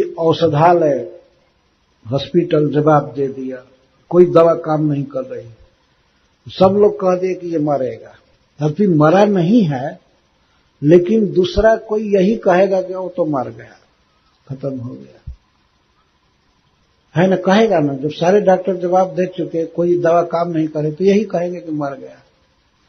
वही बात महाराज परीक्षित कह रहे हैं, मैं मर गया था, यदि भगवान मुझे नहीं बचाए होते तो मैं मर गया होता, मरना निश्चित था। ब्रह्मास्त्र को कौन विफल कर सकता है। मेरी मां जब कृष्ण के शरण में गई, शरणम गताया, हे द्वारिकानाथ, भले मैं मर जाऊं लेकिन मेरा बच्चा नहीं मरना चाहिए, मेरे गर्भ में जो बच्चा है वो नहीं मरना चाहिए, भले मैं मर जाऊं, मैं तो ऐसे ही मरी हुई हूं, मैं विधवा हो गई हूं, मेरे पति नहीं है, तो आधी तो मैं मरी हूं, ये ब्रह्मास्त्र हमको जला दे, हमको मारे, लेकिन हमारे बच्चे को नहीं। तो जब इस तरह से उत्तरा भगवान कृष्ण की शरण में गई, भगवान उसमें रथ पर थे, तो रथ पर बैठे बैठे ही एक अपने दूसरे स्वरूप से, इसी प्रकार के स्वरूप से बहुत सूक्ष्म बन करके, चूंकि वो महाजोगेश्वरेश्वर है, वे उत्तरा के गर्भ में चले गए, उत्तरा के मुख में प्रवेश किए और मुख में प्रवेश करके उसके बाद गर्भ में चले गए, और वहां जाकर के चतुर्भुज रूप में होकर के गदा घुमा रहे थे गर्भ के चारों तरफ, और सुदर्शन चक्र भी ले गए थे। इस पर अर्थ किया जाता है कि दो अस्त्र क्यों ले गए, एक ही काफी था। तो भगवान ने भक्त के स्नेह बस से सोचा कि शायद कोई एक फेल हो जाए तो दूसरा काम करेगा तो ले गए सुदर्शन चक्र को, लेकिन सुदर्शन चक्र से काम नहीं लिए, और गदा घुमा रहे थे, उनके गदा के तेज से ब्रह्मास्त्र स्पर्श नहीं कर सका महाराज परीक्षित को। बच्चा गर्भ में है, अभी जन्म नहीं हुआ है, और वह भगवान का दर्शन किया गर्भ में। गर्भ में दर्शन किए थे परीक्षित महाराज, इसीलिए जन्म लेने पर मनुष्यों में वे परीक्षण करते थे कि हमको बचाने वाला कौन है, बड़ा सुंदर, ये सब परीक्षण, इक्षण का अर्थ देखना, परि माने सर्वतः, सब जगह इस तरह से देखते थे। हमको मां के गर्भ में आकर के जो बचाए वो पुरुष बहुत सुंदर, बहुत कौन है देखते थे, इसीलिए ब्राह्मणों ने उनको नाम दिया परीक्षित। भागवत में कहा गया है परीक्षित नाम दिया। तो उस घटना की याद अपने जीवन के अंत में महाराज परीक्षित कर रहे हैं। द्रोणस्त्र विप्लुष्टमिदम मदंगम संतान बीजम कुरु पांडवाना, मेरा शरीर अश्वत्थामा के ब्रह्मास्त्र से जला दिया गया था। जो शरीर कौरव और पांडव का एकमात्र संतान बीज, वास्तव में कौरव और पांडव एक ही परिवार के थे, तो कौरवों के पक्ष के सब लोग मर गए थे, और पांडवों में भी अब पांडवों के बाद एक ही संतान बचा हुआ था। अश्वत्थामा इस पृथ्वी को पांडवहीन करना चाहता, तो 6 ब्रह्मास्त्र मारा, 5 पांडवों पर और 1 उत्तरा के गर्भ पर, ये 6 ही बचे थे। पूरा पांडव वंश समाप्त हो जाए, कौरव वंश समाप्त हो जाए इस पृथ्वी। महाराज परीक्षित कह रहे हैं संतान बीजम कुरु पांडवा नाम, कुरुवंश में पांडवों का, दोनों परिवार का एक ही संतान में बचा हुआ था मेरा शरीर। ये बिल्कुल झुलस गया था, मर गया था, लेकिन भगवान मेरे मां के गर्भ में आकर के इसको उज्जीवित किए, बचा लिए।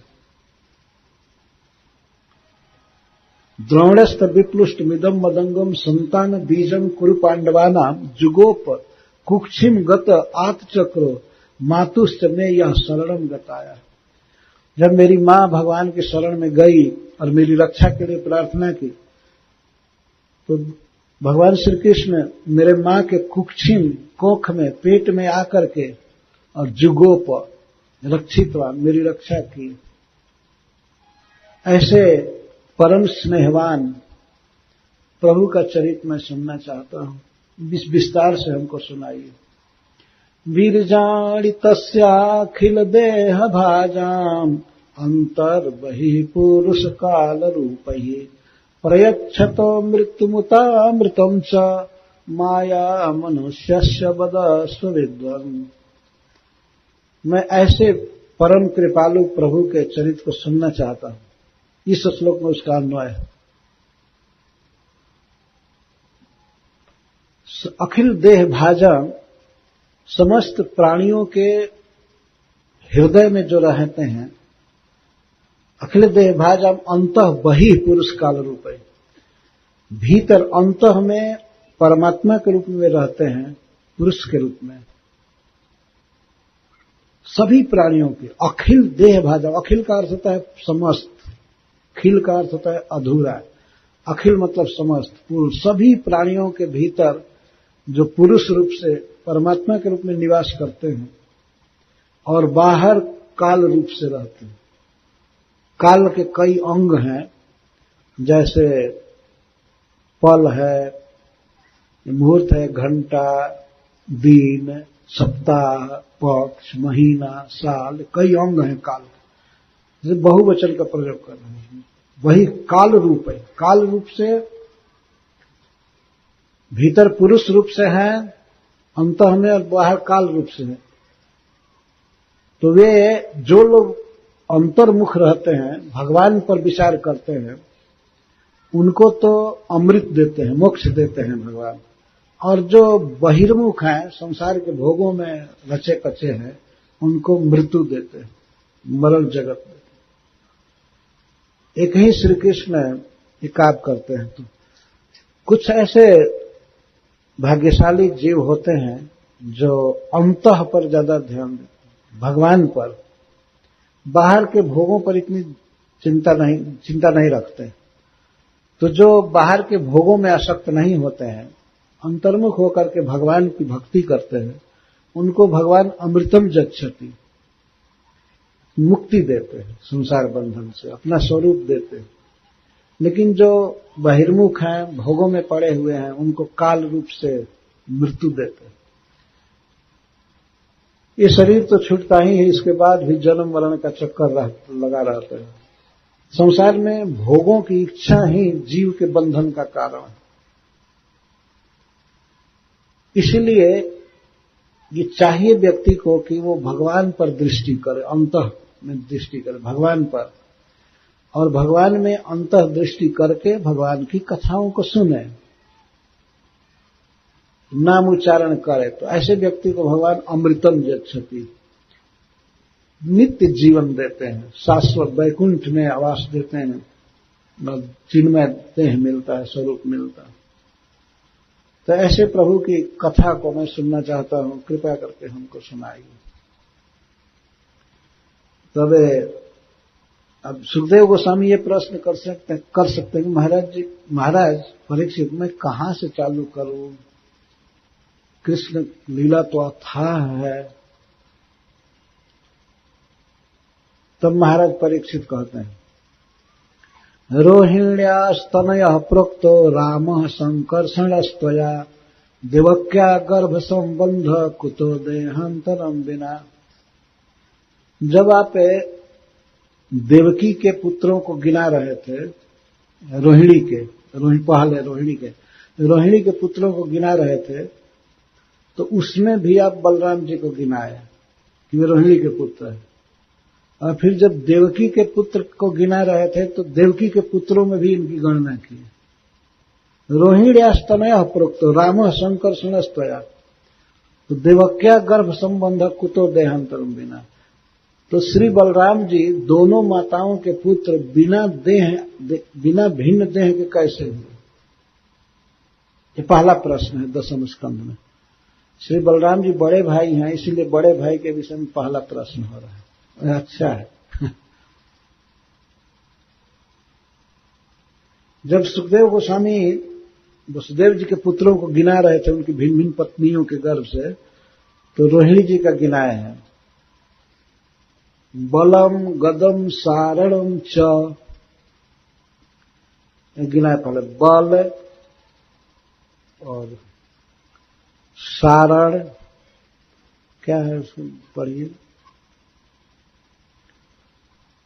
बलम गदम सारणम च दुर्मदम विपुलम ध्रुवम। दुर्मदम विपुलम ध्रुवम वसुदेवस्तु रोहिण्याम कृतादीन उत्पादयत। 7 पुत्र गिनाए रोहिणी के।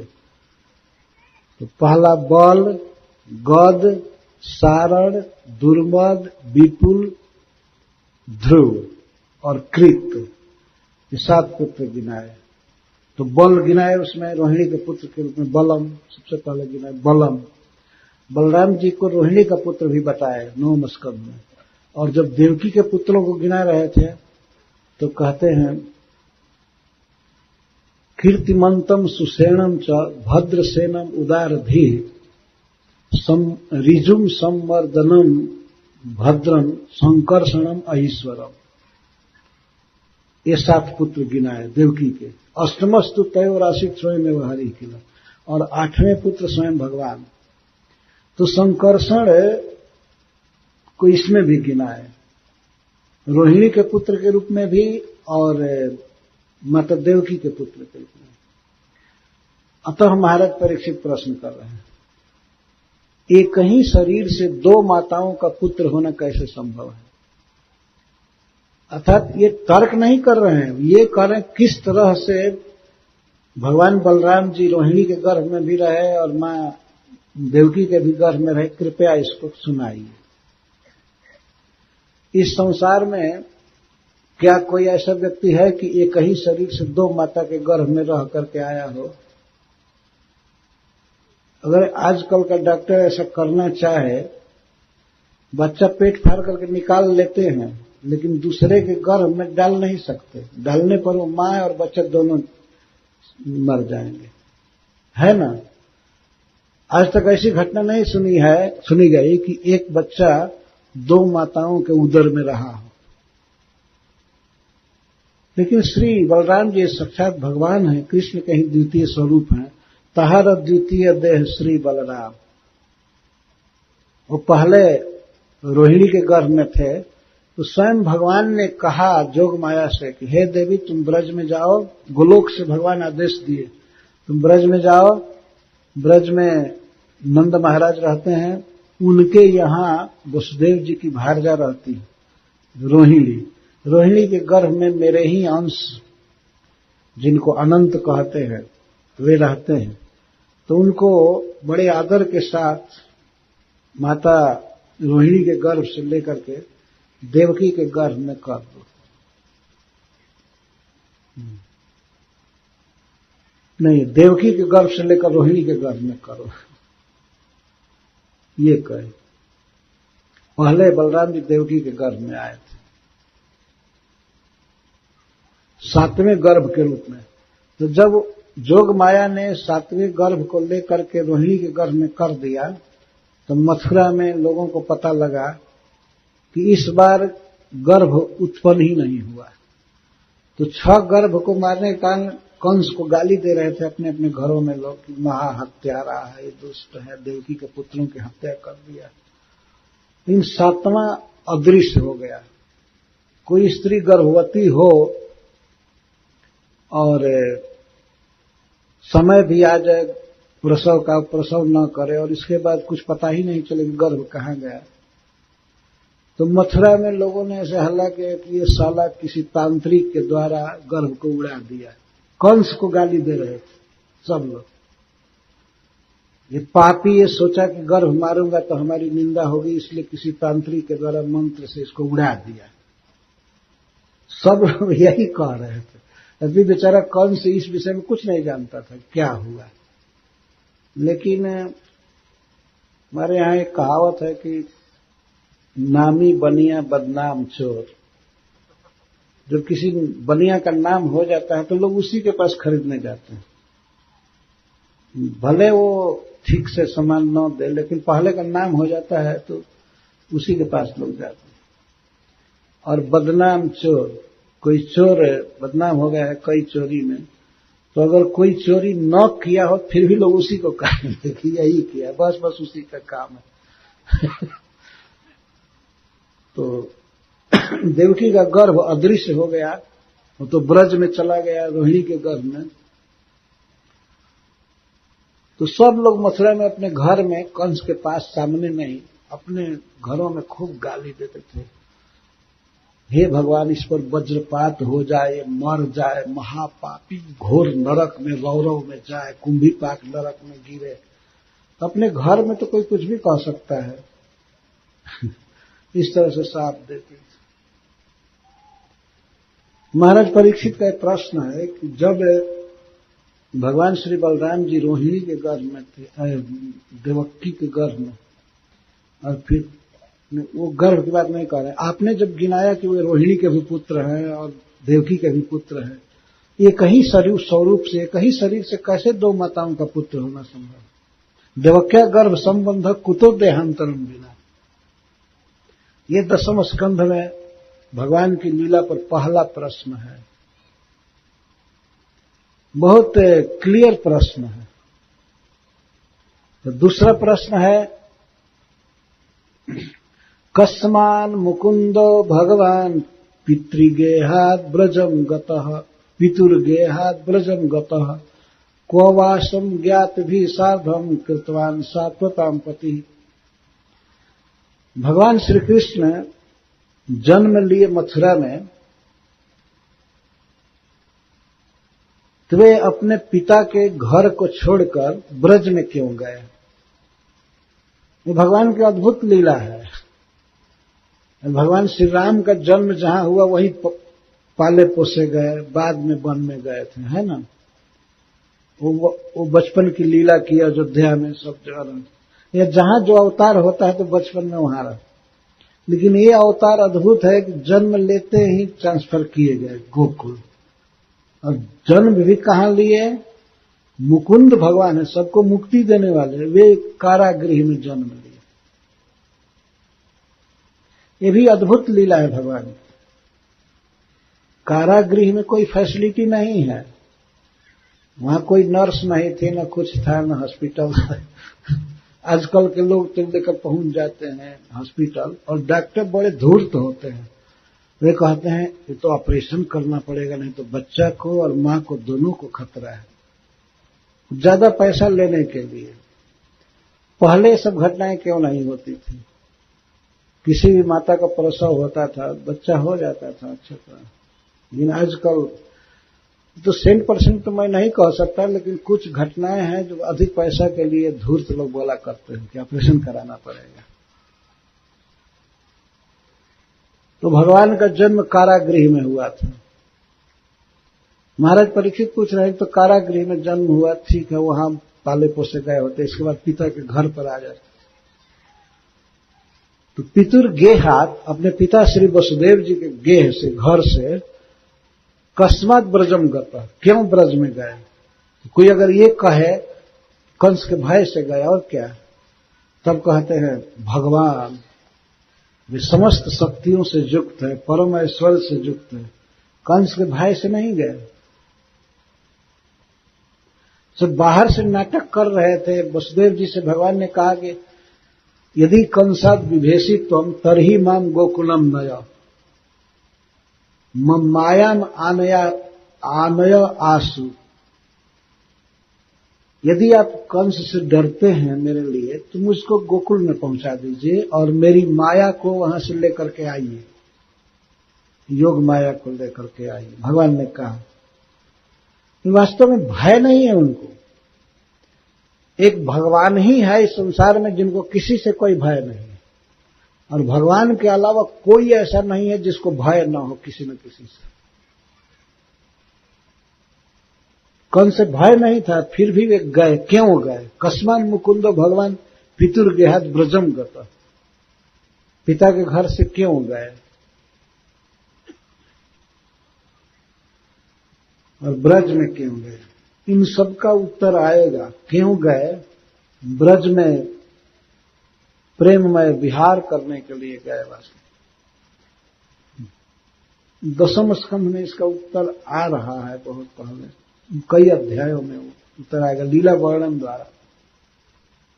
और क्व वासम ज्ञात भी सार्धम कीर्तवान सात्वताम पति, और अपने ब्रजवासी स्वजनों के साथ वे कहां कहां वास किए। ब्रज में 84 कोस में कहां कहां वास किए। तो मुख्य रूप से यह संकेत है कि वे पहले महावन में गए, और इसके बाद वृंदावन में गए, स्थान बदलते रहते थे, क्योंकि गोप लोग जो गाय चराते हैं तो वे स्थान बदलते रहते हैं। ये कहीं जगह सारी गाय रखेंगे तो घास चर करके खत्म कर देंगे, पानी की समस्या होगी, तो वो लोग गौओं को ले करके डेरा बदलते रहते।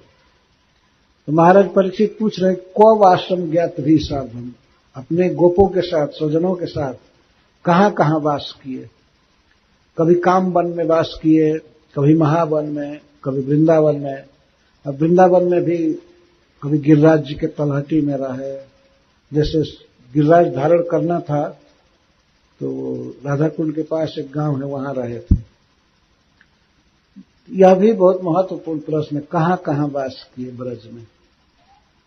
ब्रज का एक एक इंच परम महिमामय है, परम महान है, तो वहां पर आवास के विषय में प्रश्न कर रहे हैं। ब्रजे वसन किम करोन मधुपुरज्याम च केशवः, और ब्रज में रह करके कौन कौन काम, क्या क्या लीला किए। ब्रजे वसन किम करोन, ब्रज में वास करते समय क्या क्या लीला किए। और मधुपुरज्याम च वसन किम करोन, और मधुपुरी में रह करके भगवान क्या क्या लीला किए।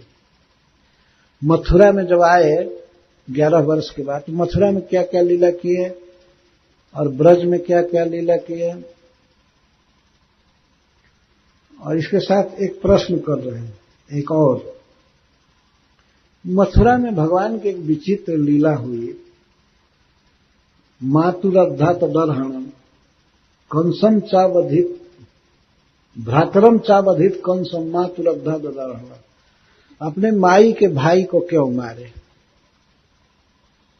मतलब कंस का वध क्यों किए।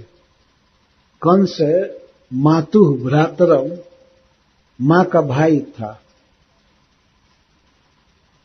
तो मां के भाई का अर्थात अपने मामा का क्यों वध किया। इस संसार में कोई अपने स्वजन का थोड़े वध करता है, शत्रु का वध करता है, लेकिन भगवान अपने मामा का वध किए। तो ये भी प्रश्न बहुत महत्वपूर्ण है, क्यों वध किया, और वो भी अद्धा का तो साक्षात अपने हाथ से मारे। कंस को मारने में भगवान ने किसी अस्त्र का प्रयोग नहीं किया, उसका केस पकड़ करके ऊंचे मंच से अखाड़ा में पटक दिया और उस पर कूद पड़े और मर गया। लेकिन डायरेक्ट मारना हुआ ना, अस्त्र से मारे, किसी से मारे। तो कहने का अगर मामा खराब भी था तो दूसरे से मरवा दिए होते या विष दिलवा दिए होते, कुछ स्वयं क्यों मारे।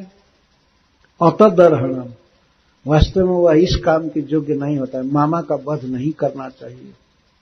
पर भगवान क्यों किए, इसका अर्थ है कि वे सुनना चाहते हैं कि कंस किस तरह से पाप किया जिसके कारण भगवान को मारना पड़ा। सारी लीला के विषय में प्रश्न है।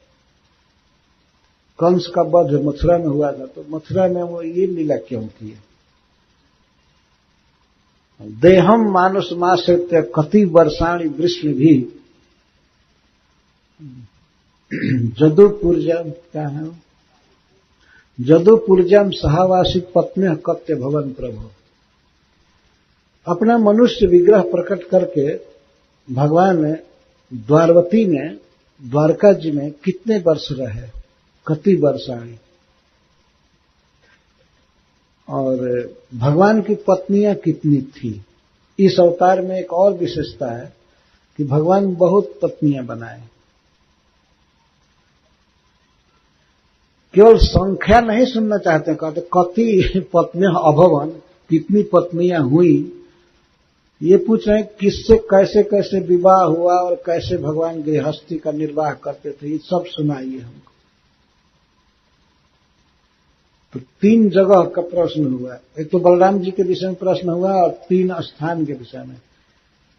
गोकुल में अर्थात ब्रज में क्या किए, मथुरा में क्या किए और द्वारका में क्या किए। 3 ही स्थान मुख्य है भगवान के लीला का। और भी स्थान है जैसे कुरुक्षेत्र है, लेकिन कुरुक्षेत्र को द्वारका में रह करके वो जो लीला किए थे कुरुक्षेत्र में, उसमें समाहित कर लिया गया। तो गोकुल में, मधुपुरी में और जदुपुरी में, जदुपुरी मतलब द्वारका में वे क्या क्या लीला किए। एक तत्व अन्यच, मैं इसको सुनना चाहता हूं, जो मैं प्रश्न किया हूं वो भी सुनाइए, और जो नहीं पूछा हूं वो भी कहिए। अन्यच्च सर्वम कृष्ण विचेष्टितम्, भगवान कृष्ण ने जो जो किया है सब सुनाइए। 3 दिन में कैसे सुनाएंगे, लेकिन यह उत्कंठा है। मथुरा में क्या, गोकुल में क्या किए, मधुपुरी में क्या किए और जदुपुरी में क्या किए, ये सुनाइए। भगवान किस किस तरह से विवाह किए, किस तरह से लीला किए, सब। एक तप अन्यच्च, यह सुनाइए जो मैं पूछा हूं, और अन्यत का अर्थ है जो मैं नहीं पूछा हूं वो भी सुनाइए। जो पूछा हूं वो भी सुनाइए, जो नहीं पूछा हूं वो भी सुनाइए, और चकार से आप जो भी जानते हैं सब सुनाइए, 4 शब्द से। और एतद अन्यच्च सर्वम में मुने कृष्ण विचेष्टितम् वक्तुम अर्हसि सर्वज्ञ सद्दधानाय विस्तृतम्। आप सर्वज्ञ हैं, आप मुनि हैं, हम तो पूछना भी नहीं जानते हैं। हम जो पूछे उसको सुनाइए, जो नहीं पूछे हैं उसको सुनाइए। आप सर्वज्ञ होने के नाते जो जानते हैं कृष्ण के विषय में सब सुनाइए, और वो भी विस्तृतम, विस्तार से सुनाइए। सद्दधानाय, मैं सुनने का श्रद्धालु हूं, मैं सुनने के लिए तड़प रहा हूं, आप हमको सब सुनाइए। और विस्तृतम, महाराज परीक्षित बार बार कह रहे विस्तृतम।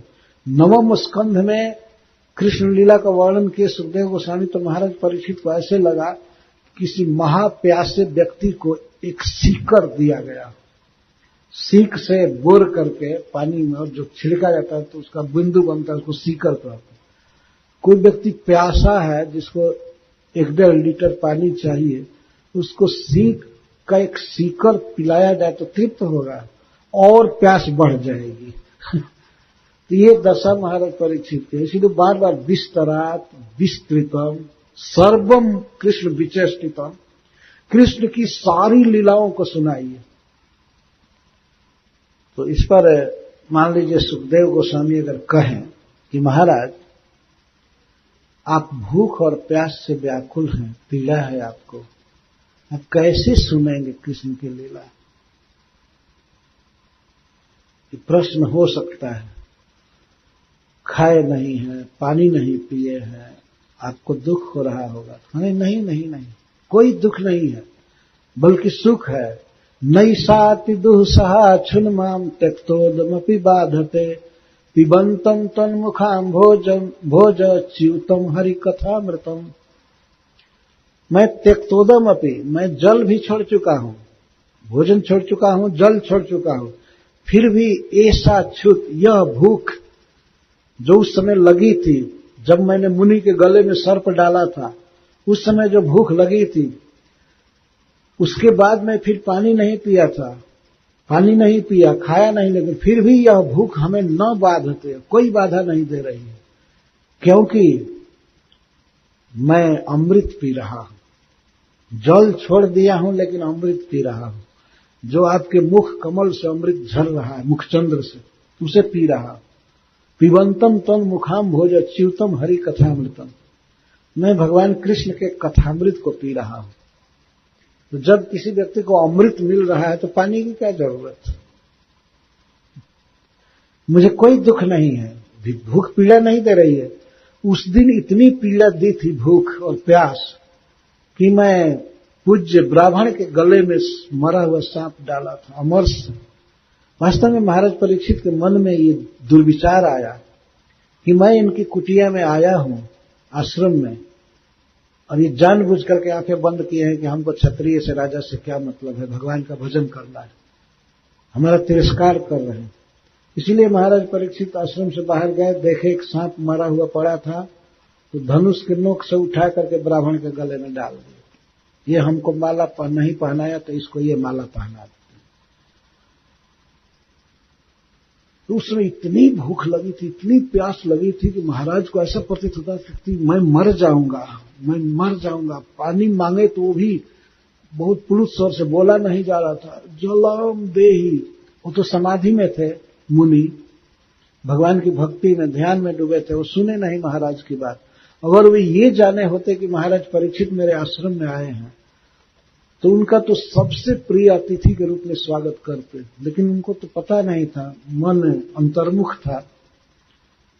तो उस समय की भूख की याद कर रहे, उसी को आ रहे ऐसा क्षुत, यह भूख उसी की याद कर रहे हैं। और उस पर भी अनशनोत्था भूख, अनशन करने, भोजन नहीं करने पर, पानी नहीं पीने पर वो भूख और ज्यादा प्रदीप्त हुई है, परंतु मुझे बाधित नहीं कर रही है, क्योंकि मैं आपके मुख कमल से झरते हुए हरि कथामृत को पी रहा हूं, अमृत पी रहा हूं, इसीलिए मुझे पीड़ा नहीं है। आप इसको रोकिए मत, नहीं तो रोकने पर हो सकता है कि वही विवेक हारिणी भूख मुझे फिर से बाधा देने लगे। अगर आप ये अमृत पिलाना रोकेंगे तो मुझे भय है कि वो भूख फिर लगेगी, फिर प्यास लगेगी और हमारे विवेक को नष्ट कर देगी। इसलिए आप हमें कथा सुनाइए। तब इस बात को सुन करके सूत गोस्वामी बोलते हैं, सूत गोस्वामी महाराज परीक्षित के साथ बैठे हुए थे सुनने के लिए कथा। तो सुखदेव गोस्वामी उनको कहे थे कि यहां बैठो, सूत गोस्वामी को। महाराज परीक्षित के बिल्कुल बगल में बैठे थे। तो सूत गोस्वामी कहते हैं नैमिषारण्य के ऋषियों से, एवं निशम्य भृगुनंदन साधुवादम वैयासकी स भगवान अथ विष्णुरातम प्रत्यर्च कृष्ण चरितम कलिकल्म सघ्नम व्याहर तुमार भत भागवत प्रधान। सूर्य जी कहते हैं कि हे भृगुनंदन, हे भृगु वंश का आनंद बढ़ाने वाले शौनक जी, जब इस प्रकार से महाराज परीक्षित ने साधुवाद बोला, साधुवाद मतलब समीचीन प्रश्न, बहुत सुंदर बात, वाद का अर्थ होता है बात, तो साधु माने सम्यक, बहुत सुंदर बात। इसको जब सुखदेव गोस्वामी ने सुना, वैयासकी स भगवान, भगवान वैयासकी व्यास नंदन सुखदेव जी सुने, वैयासकी तो भगवान अथ विष्णुरातम, तो उन्होंने विष्णुरात का और उनके प्रश्न का प्रत्यर्थ अभिनंदन किया, बहुत सराहना किया सुखदेव गोस्वामी ने। वो सराहना आगे दी गई है। तो प्रत्यक्ष कृष्ण चरित्र, महाराज परीक्षित का अभिनंदन करके, उनके प्रश्न का आदर करके और कृष्ण चरित कहना प्रारंभ किया। व्याहर्तु आरभत, उच्चारण करना, बोलना प्रारंभ किया।